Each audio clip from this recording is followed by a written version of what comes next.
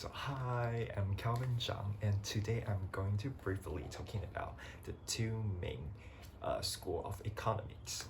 So when it comes to the main school of economics, there are classicals, neoclassicals, and of course the Keynesians, and neo-Keynesians, and the new Keynesians.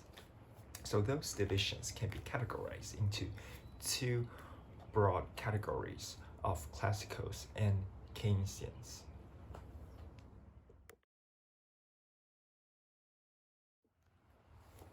So let's talking about the two different categories.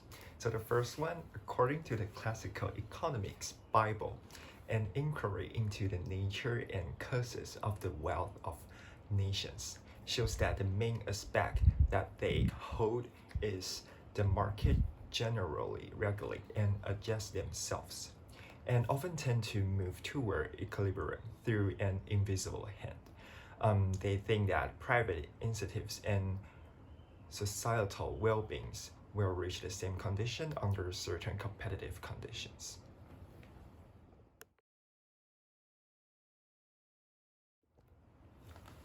And on the opposite side, which is Keynesian economics, this group focuses more on the short run of how aggregate supply is affected by aggregate demanded.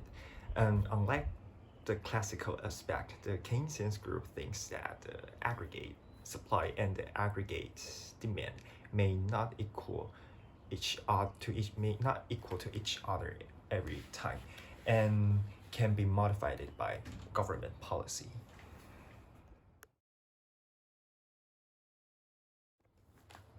Let's go more detailed, and here are some examples for the differences between classical and Keynesians.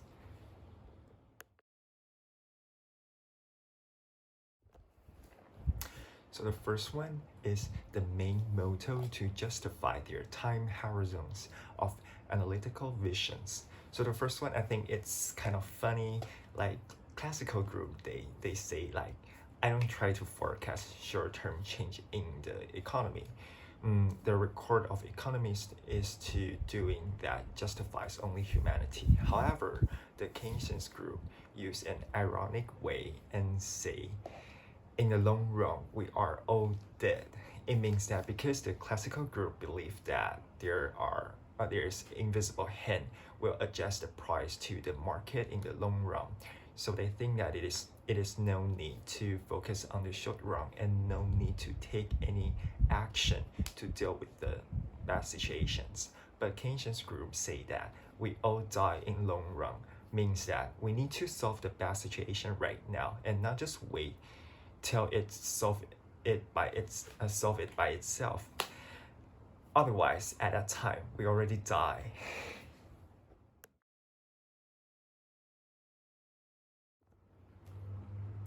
Secondly, is how they react differently to the market. So let's continue the concept, because Keynes' group think that short-run situation should be dealt with it, and it is necessary to have public policy and government interventions like monetary policy or fiscal policy to increase aggregate demand, because in Keynesian concept, they think that manipulating aggregate demand can lead to a better market condition. But on the other hand, the classical economics think that we should set the market free, and because the invisible hand will deal with those various situations, so we don't need to do anything. Try to help the market.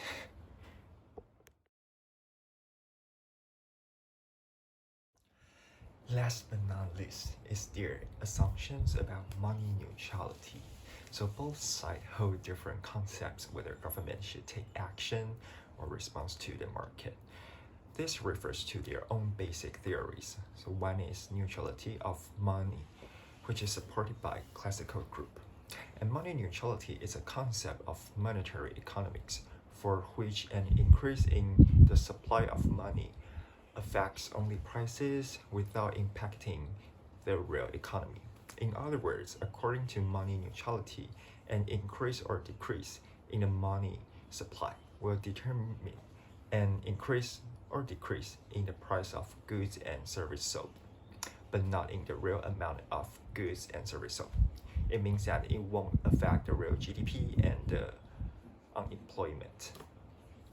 However, on the other side, Keynes group state that there are bounded rationality and money illusions. So bounded rationality means that although people are rational, but due to the limited informations, so when they are making decisions, people will be affected.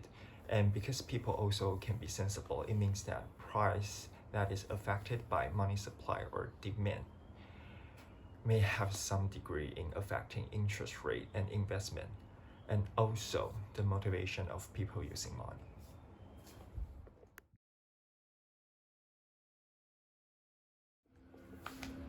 So let's recall the concept above mentioned. We can use COVID-19 situation to elaborate those concepts.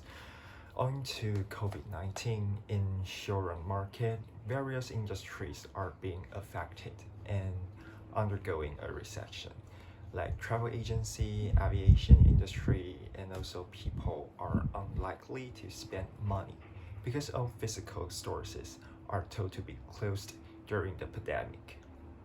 So in this situation, the government started to think about how to manage this situation and try to make the market keep working. The government, which believe in classical economics, may take no action to conquer the recessions. However, government which believe in Keynesian economics may take money or monetary or fiscal policy to solve the recession that is happening. Just like Taiwanese government, they launched stimulus money, 纾困金. It's a kind of fiscal policy to better the market situation. So this is the end of the video, and hope you guys get to know more about economics and of course the differences between classical group and Keynesian group. And so have a nice day.